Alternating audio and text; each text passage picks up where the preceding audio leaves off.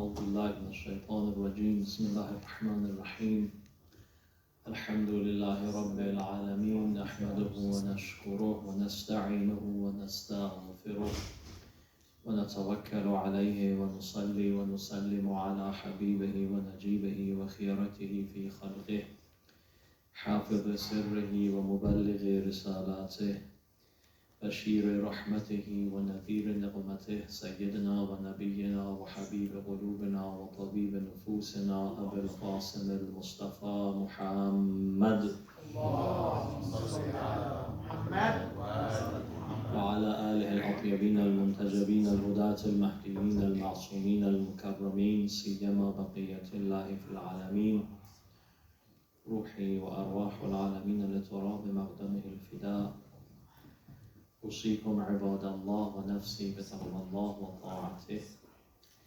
I advise myself and all my brothers and sisters to having taqwa of Allah tabaraka wa ta'ala and keeping the boundaries that Allah has set for us. قال أمير المؤمنين علي بن أبي طالب عليه السلام إن لله في كل نعمة حقا فمن أداه زاده منها ومن قصر عنه خاطر بزوال نعمته. Amir al-Mu'mineen alayhi salam says that for every blessing that Allah has given us, there is a right in there. There is something that we have to do in response to that blessing. Whoever observes those rights and fulfill what is necessary, Allah will increase for him. And whoever has shortcoming and ignores those rights is risking losing those blessings. In some of the scholars, when it comes to the tafasir and some of the books, some of the scholars have said this sentence. In Arabic says, الشكر هو صرف العبد جميع ما أنعمه الله فيما خلق لأجله. Which means that thanking Allah, shukr, is actually using what Allah has given us in the path, in the way that Allah has set, for the cause of Allah. So if we are not using what Allah has given us for the right thing, for what Allah has intended to give that to us, then actually we are not being thankful. So of course, being thankful has different levels. So for example, is by saying is part of that. And Imam Sadiq alayhi salam says the best way to say thank Allah as in words is to say the sentence of Alhamdulillah Rabbil Alameen. Tamam al-shukr qawlu al-rajul Alhamdulillah Rabbil Alameen. So that's when it comes to saying it with our words. However, the level has to go higher than that. And just being in words without meaning anything, there wouldn't be enough blessings coming from that. And definitely, we would not be able to fulfill the right of that blessing. Imam Baqir and Imam Sadiq alayhi salam, both of them have said this, which is a story about like the dua of Nuh alayhi salam. So Nuh alayhi salam used to say this dua on a regular basis, both in the morning and the evening. He said, Allahumma inni ushhiduka anna ma asbaha aw amsi bi min ni'matin fi din aw dunya fa mink. That saying that, oh Allah, I take you as my witness that indeed what any blessing that I get in the morning when I get up or in the evening, so basically the whole day, the whole 24 hours, so at any time, any blessing that I get is from you. وَحْدَكَ لَا شَرِيكَ لَكَ. It's just you. You are the only God. There is no other God. لَكَ الْحَمْدُ وَلَكَ الشُّكْرُ بِهَا عَلَيَّ حَتَّى تَرْضَى وَبَعْدَ الرِّضَى. That is the thank and the praise is for you, just for you, Allah, for whatever that I have. And now it's on me it's a necessary thing for me to do dua until that you are satisfied with me. Even after that, it's still a duty upon me, even if you are satisfied with me. And that's why you see Ahlul Bayt alayhi salam and Biya alayhi salam, despite that they are in the path of Allah and they're doing the right thing, and you expect them to be part of those people that Allah is happy with them, as Quran says, radiyatan mardiyah. Allah is happy with them, but they have to do thank of Allah, and they keep that as a duty upon themselves, that to thank Allah all the time. And in some of the books they got the riwayat saying that, the reason that Nuh has been called Abd al-Shakur, that is the very thankful. Shakur is very thankful. So he did a lot of shukr, but one of them was this mentality that he had. The next level of thanking is thanking by our heart, which is believing in what we say, believing that whatever Allah has given us is from Allah. So we talked about this before, that Alhamdulillahi Rabbil Alameen, as Imam Salih alayhi salam says, is the best way of thanking Allah, is because Alhamdulillah Rabbil Alameen is keeping everything that we have as a blessing from Allah. There's nothing that we achieved. That's Alhamdulillah is actually Tawheed. It's another aspect of Tawheed, which you say that any hamd, any thank, any praise is for Allah. That itself means Tawheed as well. Because if there was any hamd for anybody else, then actually you're considering them as ilah, as another god, as another deity. And that's shirk. So Alhamdulillah, in an optimum meaning of Alhamdulillah, actually is not thanking for what Allah has given us. It's announcing that thank cannot be for anyone but Allah. Thank is just for Allah, which means that if we are thanking anybody else, we are actually mushrik, unless that is in line with what Allah wants. Then in line with that is necessary, in fact, and we would say that. Imam Zayn al-Abidin alayhi salam says, Inna Allah yuhibbu kulla abdin shakur. Allah ta'ala loves the person, the abd, that is thanking Allah again and again and again. يقول الله تبارك وتعالى لعبد من عبيده ليوم القيامة أشكرت فلانا. Allah Ta'ala on the Day of Judgment says to some people, did you thank that person that did something for you? فَيَقُولُ بَلْ شَكَرْتُكَ يَا رَبِّ. That person said, no, I thank you. I said thanks to Allah. Allah Ta'ala says, فَيَقُولُ لَمْ تَشْكُرْنِي إِذْ لَمْ تَشْكُرُ. If you haven't thanked him, إِذْ لَمْ تَشْكُرْهُ. If you haven't thanked him, you haven't thanked me. So thanking the means to get something from Allah, that is part of thanking Allah. Saying thank you to others is part of saying thank you to Allah, because Allah has made that necessary. ثم قال أشكركم لله أشكركم للناس. Then Imam Zayn al-Abidin alayhi salam says, the one that has been thanking people the most is actually the one that is thanking Allah. If you want to be one of those people who's thanking Allah the most, who's basically more shakur than anybody else, then you have to thank people the most. Anybody does something for you, you've got to thank him. Amir al-Mu'min alayhi salam, in another sentence that we have talked about this before, it says, Shukru kullu ni'matin al-wara'u amma harram Allah. Thanking Allah is actually not committing sin. Staying away from sin is part of that process of thanking Allah. Thanking Allah Ta'ala is a process, is not just a one-off thing. It's not something we say and that's it. We say we've done the thank. Even for people, how would be a person considered as a thankful person if somebody does something for you and you say thank you very much and you throw a stone and break their glass? And they say, we just fed you nice dinner. Why did you do that? What kind of How come you've been so unthankful, ungrateful? You did not thank us. You say, no, I said thank you to, I said Alhamdulillah, I said thank you to. But then I throw and break their glass. Then I go and damage their car. Then that means that I haven't been thankful. Imam Sadiq alayhi salam was approached by Abu Basir, the famous Sahabi of Imam Sadiq alayhi salam. He says, هل للشكر حد إذا فعله العبد كان شاكرا. Is there any limit for thanking Allah? If somebody is thankful, they say, okay, well, you know what, you're thankful, that's it. You don't need to say more. You're done. Imam alayhi salam says, no, you have to think about it this way. And basically saying yes. So this is the limit. So he's saying yes, but in this way.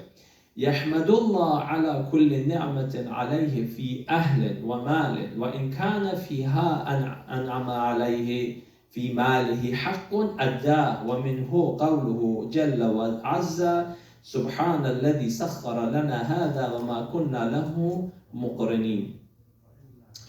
So Allah Tabaraka wa Ta'ala, Imam Sadiq alayhi salam says that you got to thank Allah for every blessing that Allah has given you. If something as a family you got to thank. You got children, you got to thank. You got wealth, any money, anything comes to you got to thank Allah. Then it says that then you have to make sure that you fulfill the right of that thing. The right of what Allah has given us. If Allah has given us money and then we use it, a'udhu billah, in haram way, then we have not thanked Allah. It's like that person who was throwing the stone and breaking the glass. Allah says, don't do this, and you go and do the same thing that Allah hasn't allowed us, then I've been ungrateful, because Allah has given us the blessing for a purpose. As you know, this sentence is ayah of Quran, Subhanallazi sakhara lana hada wa ma kunna lahu muqrinin. This is when you want to sit on a ride, you know, like a horse or something, or even nowadays they say it when they want to sit in a car, as what we call raja'an, is a blessing that might be. But the right thing is when you want to sit on a ride, a horse, camel, donkey, whatever. Lion. So, lion? Lion. Oh yes, aeroplane, that's right, yeah, of course. I thought maybe lion, you can't sit on a lion actually, some people are very strong. Yes, but aeroplane, yeah, so you sit in an aeroplane, so it's basically because Allah has given us this blessing, this sakhara lana hada, is we have control, we have been in control of what we have, the ride, the aeroplane, the bike, whatever. And this is part of thanking Allah. We sit and we enjoy. Sometimes, if you wanted to imagine what would happen with the blessing that Allah has given us, then it would be very interesting. And sometimes they make these clips and movies for kids to show them the blessing that we have. One of them is gravity, you know. Gravity that makes us fall down and break our bones, but actually without gravity would be now all flying in the air. So I'd be stuck to the ceiling and trying to control myself because my head and you guys would be everywhere. So, and then you hit something little, and that's it. You start moving from one way to another. You cannot sit in one place. And you know, imagining what that might have done to us is quite funny actually. And the blessing of the gravity is the one that makes us be able to sit in a car, to be able to. And then Allah has given us the blessing, the power to overcome gravity. Like in the aeroplane, actually it's the other way. You are overcoming the gravity. And even though the gravity is telling you you've got to fall down, you make the power Allah has given us to make it something that actually overcomes that. And despite the power of earth bringing you down, you're actually in the air and you're going forward. And the blessings of that is not to use that for the wrong purpose. If Allah has given us the power of atom, the power of the nucleus of the atom, the nuclear power, and then people, instead of using it for the energy, for making something good, they make the bomb with it. They make a bomb and they attack others, or they scare others. Depends obviously how bad you are. If you're bad, then you become Israel and you scare others. If you're really bad, like America, you attack others as well. You kill people in Hiroshima and Nagasaki as they did. So it depends obviously how bad you are, and the degree of evilness goes up to the ultimate one is the one that they actually attack others and they kill others. Imam Sadiq alayhi salam says, أحسنوا جوار نعم الله واحذروا أن تنتقل عنكم إلى غيركم. One of the problems with kufr al-ni'mat, basically kufr here means against shukr. We have talked about this, that shukr has basically one of the meaning of kufr is going against shukr. So kufr has different meanings. So basically kufr, as we said, is covering something, denying something. If somebody is denying Allah, which is the truth, denying any type of truth, then that's kufr. So denying Allah is kafir. Saying that there is no God, that's kafir, which is mushrik, or could be kafir and mushrik at the same time, which are considering partner. Again, not considered right. So that's one type of kufr. But another type of kufr is when you do not observe the right of a blessing. A ni'mah, a blessing, needs thanking. So instead of thanking Allah for that blessing, if we do opposite, if we do something that we're not supposed to do with it, then we've been kafir, we become kafir. That's type of kufr. It's different from the kufr that person becomes murtad. This is different type of kufr. This is kufr against shukr. So Imam alayhi salam says, be careful that if you're doing kufr, Allah may transfer that blessing to somebody else. Due to the kufr, your blessing that comes to you might go to somebody else. أما إنها ألم تنتقل عن أحد قط فكادت أن ترجع إليه. And if he does go, this blessing goes away from one person, it's very unlikely that goes back to him. It's very rare that this blessing will go back to this person. Once that Allah has given us a blessing, if we refuse and we do not observe the rights and we do not fulfill what Allah has asked us, then that blessing, if it goes away, it may not come back to us, is very unlikely to come back. قال وكان علي عليه السلام يقول قلما أدبر شيء فأقبل. This is the sentence of Imam Ali alayhi salam, that he says that it's rare that something that leaves you will come back to you, which means the blessings. Also Imam Ali alayhi salam says احذروا نفار النعم فما كل شارد بمردود. Some people have read this, احذروا نفار النعم. So ni'am or na'am, both of them. So ni'am is blessings, and na'am is an'am, is the farm animals, the animals.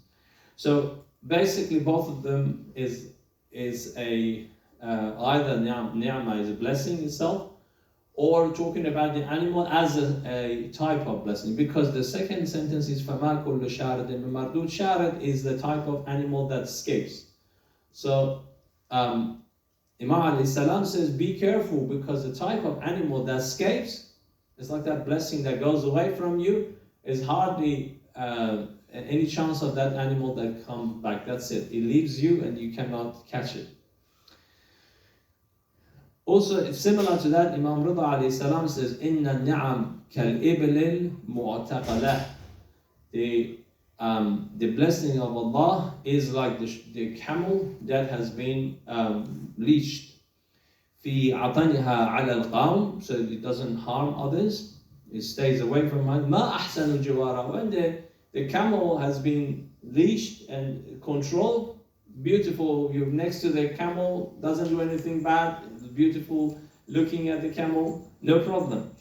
فإذا أساءوا معاملتها وإنالتها نفرت عنهم. But if the camel, something goes wrong, and becomes a bit unleashed or becomes sort of unruly, then it's very dangerous. Then everybody has to be careful, because this animal has to it escapes and it has to be controlled and becomes a problem. So the blessings of Allah is like that. As long as we are controlling the blessings of Allah, as long as we are using them in the right way, then that is great. We can get the blessings, and that's Allah Ta'ala, لَإِن شَكَرْتُمْ لَأَزِيدَنَّكُمْ. Allah will increase us, or increase our blessing, whatever you translate this ayah.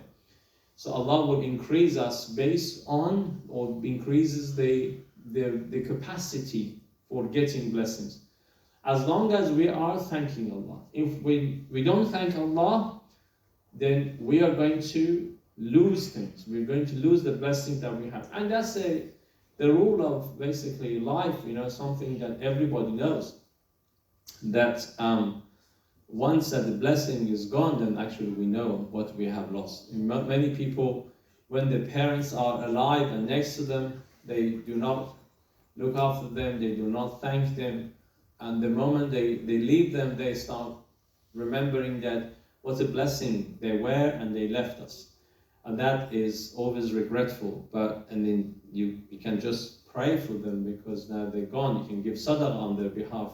You can do lots of things for them, but it's not the same as when they were there and they thank you, or they did dua for us. When the parents do dua for children is the biggest blessings. And that's what we should appreciate. And the same thing with everything that we have. One of the blessings that we had, at least people had, once upon a time, was the presence of Imam al-Ma'asum, of the Prophet ﷺ, Imam Ma'asum alayhi salam, amongst them.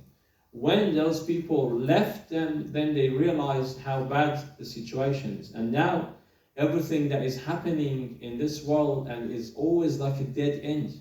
Everything happens with crime, with injustice, with inequality, and the fact that people have been taken for a ride around the world based on their race, based on their nationality, based on their religion, based on their gender. For different reasons, people have been taken for a ride in this world, and it looks like a dead end, because the evil forces in this world, they are always going against what is right, no matter how bad that looks like. And everybody on there, when it comes to rhetoric, everybody's saying that yes, this is bad. Everybody should stop killing innocent people. Genocide is bad, killing innocent people is bad, racism is bad. Everybody says it. When it comes to action, no problem. Everybody is happy to do it, and some people, maximum thing is that they say a couple of words and they sit back and watch. They said, okay, you know what, this is as far as we go. We don't go further than that. And while clearly, without any shame, some people are helping these things without any shame, everybody's sitting and watching it, because we look like as if we're hitting a dead end without the blessings of Imam Ma'asum alayhi salam being amongst us. أعوذ بالله من الشيطان الرجيم بسم الله الرحمن الرحيم والعصر إن الإنسان لفي خسر إلا الذين آمنوا وعملوا الصالحات وتواصوا بالحق وتواصوا بالصبر. اللهم صل على محمد وآل محمد. اللهم صل على محمد وآل محمد. اللهم صل على محمد وآل محمد. أعوذ بالله من الشيطان الرجيم بسم الله الرحمن الرحيم الحمد لله الذي هدانا لهذا وما كنا لنهتدي لولا أن هدانا الله. الحمد لله الذي يخلق ولم يخلق ويرزق ولا يرزق ويطعم ولا يطعم ويرزق ولا يرزق ويطعم ولا يطعم ويميت الأحياء ويحيي الموتى وهو حي لا يموت بيده الخير وهو على كل شيء قدير.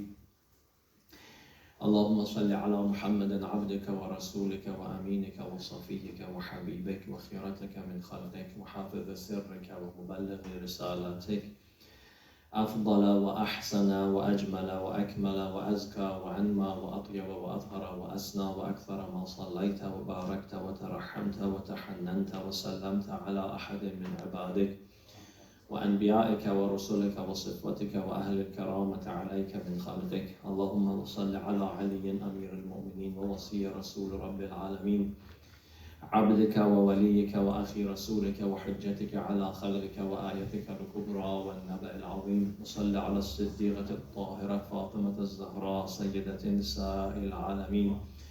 وصل على سبطي الرحمة وإمامي الهدى الحسن والحسين سيدي شباب أهل الجنة. وصل على أئمة المسلمين علي بن الحسين ومحمد بن علي وجعفر بن محمد وموسى بن جعفر وعلي بن موسى ومحمد بن علي وعلي بن محمد والحسن بن علي والخلف الهادي المهدي، حججك على عبادك وأمنائك في بلادك صلاة كثيرة دائمة. اللهم صل على محمد وعلى آل محمد. أوصيكم عباد الله ونفسي بتقوى الله وطاعته. I advise myself and all my brothers and sisters to having taqwa of Allah tabaraka wa ta'ala and keeping the boundaries that Allah has set for us. وقال عليه السلام إذا كثرت المقدرة قلت الشهوة. Amir al-Mu'mineen Ali alayhi salam says that when the blessing is more than what is needed or is easier to get hold of, then the desire towards that goes down, which is like similar to the sentence that is famous. He says, Al-insanu harisun ala ma mun'isa, which is a very famous sentence, like a saying in Arabic, that it says that you, and we have riwayat similar to this as well, that human being becomes very greedy when it comes to something that has been banned. If they tell us that you shouldn't go to that room, and then we really want to go to that room. If they tell us that you shouldn't touch the fruit of this tree, as it was from Adam alayhi salam, then he was wondering what's going on. What's this fruit of this tree? And then somebody can trick us saying that actually it's a good thing for you. So it's in human nature to go towards things that has been banned, and there are reasons for that, of course, but we need to be aware of this weakness of ours, and that weakness can cause problem for us.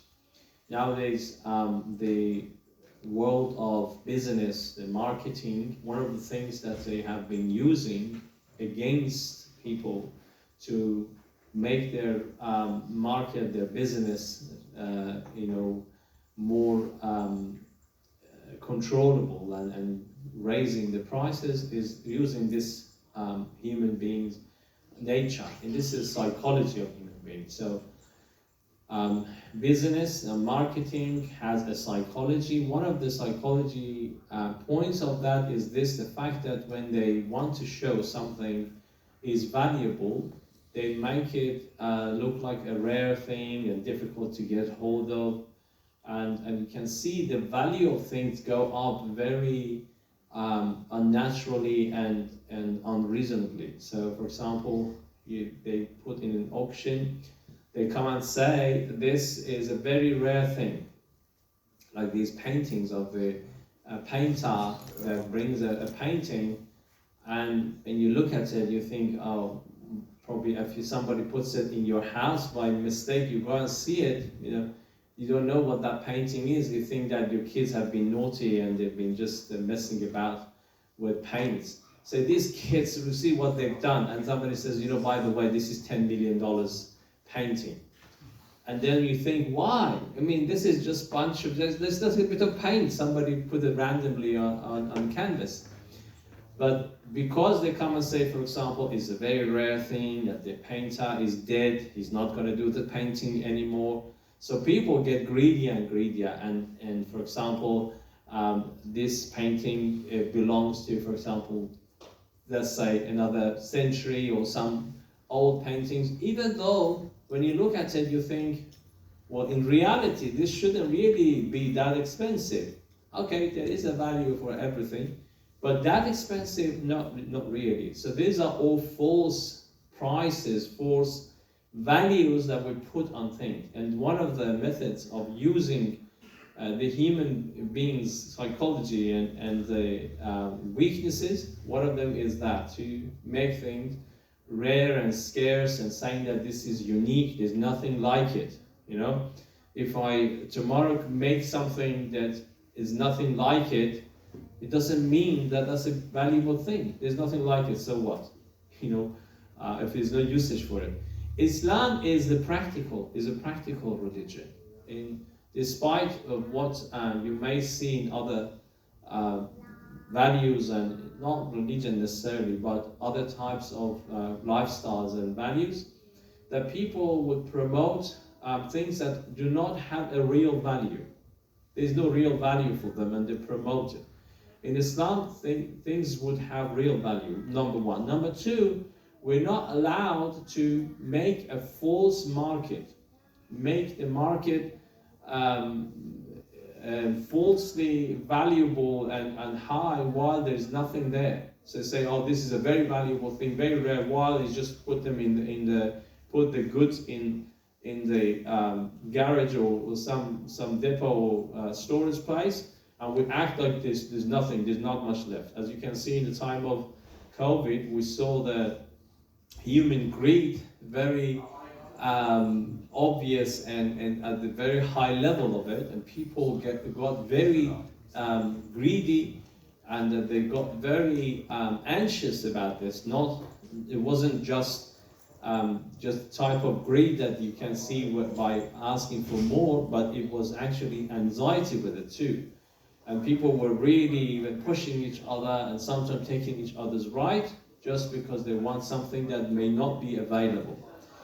And the third thing is, in Islam, actually this is haram. It's haram to keep goods in, for example, storage, and saying that they call it ihtikaf. So you keep it in the storage and you want to sell it in an unfair business. This is not right. You know, we shouldn't do that.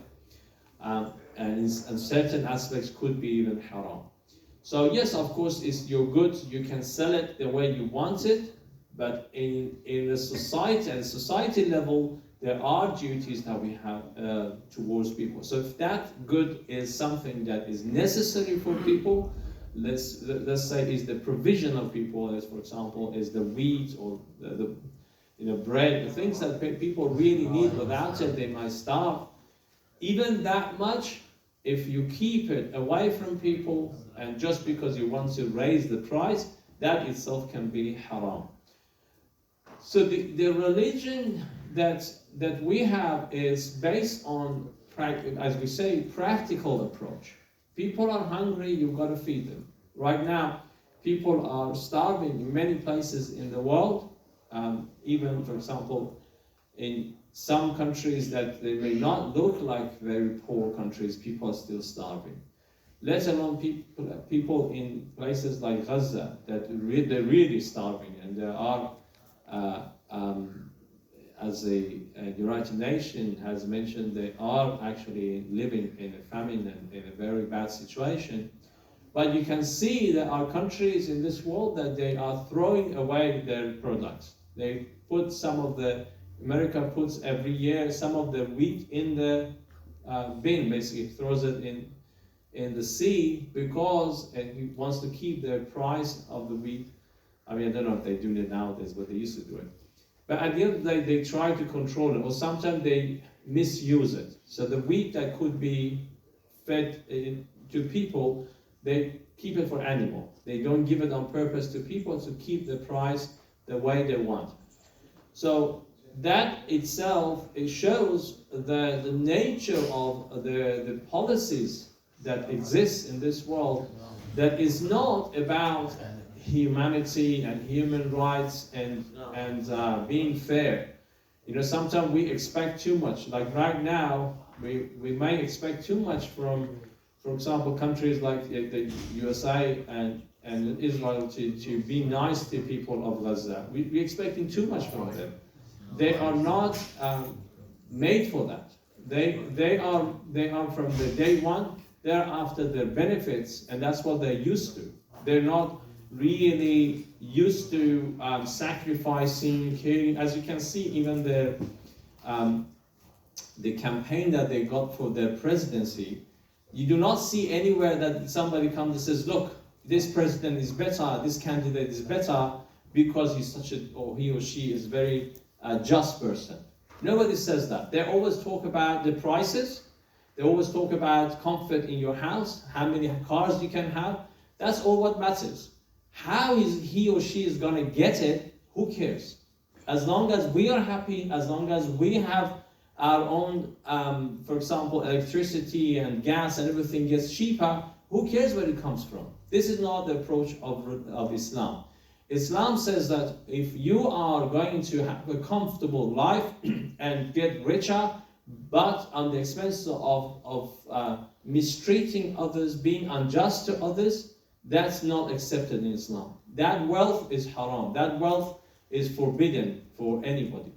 While in the type of religion that, okay, we don't say a religion, but it's mentality that they have, the doctrine that they have, it will tell them that what matters here is your benefit. What matters is keeping the prices in your country down, in your house down. That's all what matters. As long as you are getting cheap stuff and enjoying that prosperity, doesn't matter where it comes from. Doesn't matter if you have to kill some people the other side of the world. Doesn't matter if you have taken so many people's right to make your own business, your own life more prosperous. Doesn't matter. This is the difference between the real religious approach and the approach of people who are after greed, and for them everything is just money. Well, alhamdulillah, I think we talked about this, and I think we have to emphasize that we should say it every week, that the most anti-Semitic person in this world is Netanyahu, because he has made the reputation of all people who were Semitic very bad, very down. Everybody started criticizing them. Everybody started looking down upon them, while that wasn't the case before this guy started killing innocent people. Okay, what happened? And what the Hamas group did, we're not saying was good or bad. We're not talking about that. Let's say it was bad. Let's say that was actually a very bad thing to do. But that showed something. That brought out the nature of the people who are living there. The nature of people when they go, if you've seen the recent interview that some people from the UK went there, and the video, that the clip that they made, no other network was happy to actually play it. But Mati Hassan's network where he works, they actually played it. So that shows that they go interview people, interview even ordinary people. Forget about the army guys. They interview a guy his job is making kitchen. Making kitchen for the houses. And the guy is saying that I am better than others, I'm better than the Palestinian, and I can destroy them, I can make fun of them, I can do everything I want to do. So he feels that he's superior. He says, as long as I'm superior, I'm fine. I can do whatever I want to do. They talk to the soldiers, they say, look, raping, taking their right, torturing people is wrong. They say, fine, is wrong or not wrong, here doesn't matter. They say, don't ask about this thing, because we do it no matter what. There's nothing about right and wrong here. It doesn't matter how we do it. This would show the nature of certain people that before this, you could not see it. The world could not see it.